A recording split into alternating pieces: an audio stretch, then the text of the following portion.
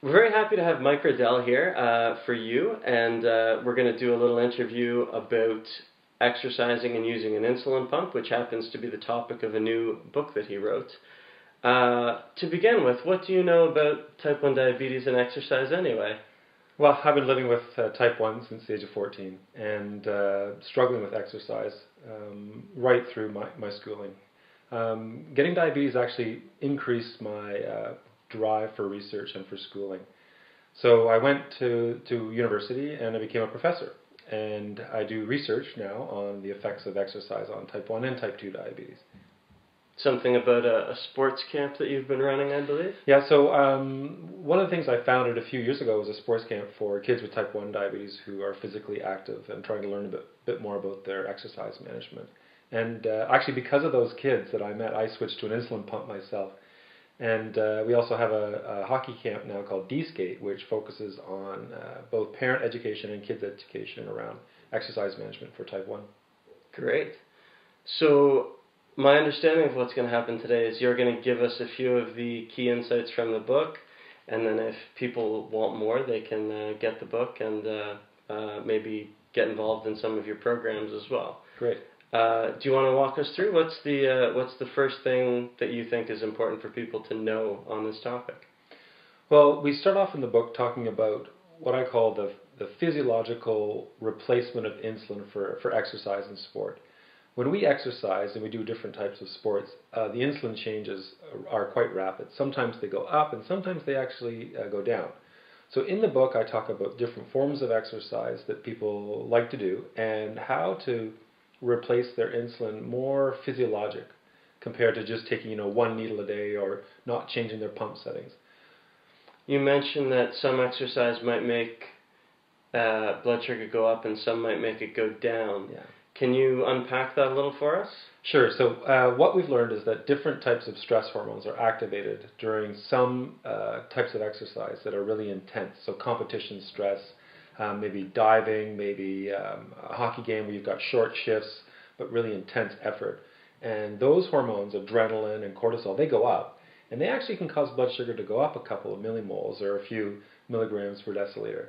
So in those situations, you need to ratchet up the insulin a little bit, either just before or soon after in recovery from those types of sports, or you'll have high blood sugar for hours. Okay. And is there another type of exercise that would drop blood sugar? Sure. So what I find and a lot of other people find, just low-level activity, even if you're, going out for a walk or gardening or, in the grocery store, that type of activity tends to be associated with a drop in blood sugar. There's really no adrenaline, unless, of course, you're having a golf game and you're really frustrated with your performance. There's really no adrenaline to keep the blood sugar up. So you go for a jog, you go for a light bike ride, blood sugar tends to crash. And that's because our muscles are very insulin sensitive when we do those types of aerobic exercise. It just soaks up glucose like you wouldn't believe. So if I'm doing something like weightlifting, CrossFit, sprints, push-ups, those kinds of things would tend to spike me. Right. And if I'm doing something like swimming, hiking, jogging, even just goofing off and being active, those things would tend to drop me. Right. Is it? This is I think a general principle. Is it also person specific as to what exercise does what? Yeah, we have done a number of studies over the years, and what is incredible is how individual we are with respect to our blood sugar responses. And I think you probably know that from all the people you've met. Some people have a real tough time with low blood sugar and exercise, and other people just don't. So inter-individual variation is one of the things that is really fascinating. We're all very different in how we respond to stress, to exercise, and to insulin. So I think it's important when you have a book like this to realize that you need to come up with a customized plan that works for you, and it may not work for me. Okay. And so if I'm a person trying to figure out what various exercises are going to do to my blood sugar so I can do them well and safely, what do I do? So what I like people to do is they have a little bit of a diary where they put together the type of exercise they do, when they do it during the day, and how much insulin they have on board at the time. And you can, if you're on an insulin pump, you can easily look down and see how much insulin you have in the circulation. If you're on needles, it's a bit tougher, but you can still figure it out. So with those three variables, you begin to map out with routine what tends to happen. So let's say you're training for a bike ride, and you've got a few weeks in there of training. The more information you gather on those three variables, the better you can fine-tune it. So when you finally have that big race, you're going to be much more prepared. Except that sometimes what we do in practice doesn't work when it comes to competition, again, because the adrenaline or some other stress hormone might kick in. Okay. And what were those three variables again? So for what we know, it's the type of exercise they do, when they do it, the time of day, and how much insulin is in the circulation at the time of doing that activity.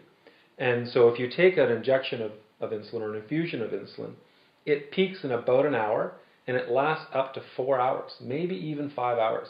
So knowing when it goes up, when it peaks, and when it comes back down helps you to figure out when is the safest time for you to exercise. If you have a low, for example, you're going to want to exercise when that insulin is starting to come back down or almost back down to zero. You still have some basal insulin, but that mealtime insulin can cause the problem. So I feel like you've given us a lot already, because I know I was, probably 12 years into diabetes and exercise before I realized that weightlifting spiked me and cardio dropped me, and this is why I was going wonky. We just finished a study, Johnny, where we had individuals with type 1 do weightlifting first, and then they did their jogging, and we found that balanced the blood sugar better, because the weightlifting kind of kept the sugar up for that aerobic phase. Interesting. Yeah. Okay. So if it sounds complex, that's what the book is for. Yeah, it is very complex, and I'm learning a ton from people like you who I've met over the years who've done some amazing activities in sports. So I can't thank you enough. No, it's. I think the more information we have, the better we're able to take care of ourselves. So thank you. So let's talk about some of the new tech that's out there now. I think in particular you have a bit in the book about CGM. Right. What is it? So CGM stands for continuous glucose monitoring, and it basically is a little implant, a little sensor that can measure your blood sugar in real time and report it on some device every 5 minutes or so. So it's sort of your blood sugar on the fly, on the go. What's happening to it? Is it steady? Is it going up? And is it going down? And we find that this type of technology is probably what's going to help develop the artificial pancreas. If we can sense glucose and measure it all the time, then we'll be able to come up with some way of infusing the exact amount of insulin you need for whatever it is you're doing, sleeping, exercising, eating. So give us a bit more technically on what a CGM tells you, and beyond that, how it's useful to someone who's exercising. Okay, well, a CGM is, again, a little sensor that's placed underneath the skin, and it's reading current, it's reading electricity. And the more sugar you have in your system, the higher the current, and that can be reflected in a blood sugar on a meter or on a pump. And many people who we profile in this book use CGM a lot if they're doing competitive sports or exercising, because rather than having to stop, poke your finger, kind of guessing if your blood sugar is going up, this device you can just simply look down at, and you can get an idea of what your blood sugar pattern is trending towards. So we've seen that if you're using this technology, you can prevent a low long before it happens. And also overnight, if your blood sugar tends to dip after a tough day of exercise, this CGM can alert you that you're going low, or maybe even turn the insulin pump off automatically. How often do the current CGMs give you a blood sugar reading? About every 5 minutes. Okay. Yeah. There's the newer technologies coming where it'll be every 1 minute, but I think 5 minutes is probably good enough. When I was first diagnosed, I was testing, once or twice a day, and it was a test that took about 5 minutes, just to poke your finger, put that blood on the strip, wait a couple minutes, wipe the blood off, and then look at a color change on a strip. So it's amazing the technology's come this far. Looking at the book, you have not only nice color and is it well written, you have athlete profiles, people that you and I both know. Yeah. And it seems like they are providing advice from the things that they've done.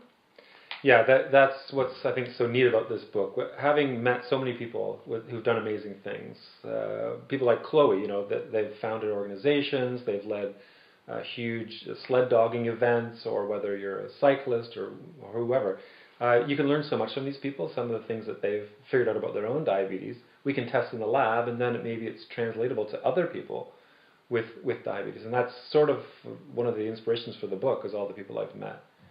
So you have the wisdom and insight of NHL hockey player, an Olympic rower, weightlifter, bodybuilders, yeah.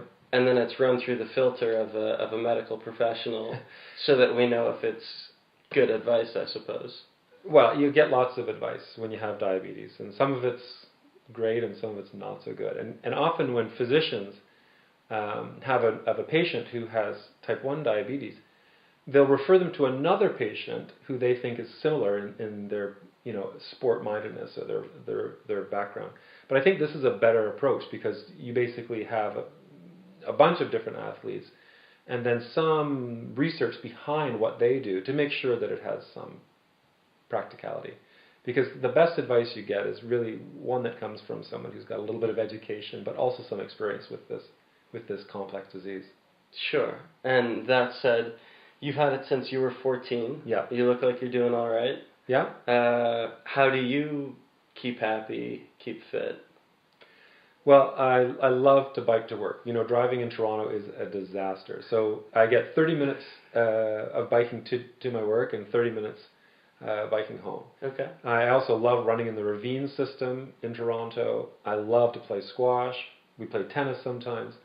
And, if I can get an hour's worth of exercise every day, I'm a pretty happy, healthy guy. This is interesting, because a lot of people have to force themselves to exercise, and it can seem like such a hard thing, and yet you're talking about how much you love it. Yeah. Any thoughts on that? What's going on there?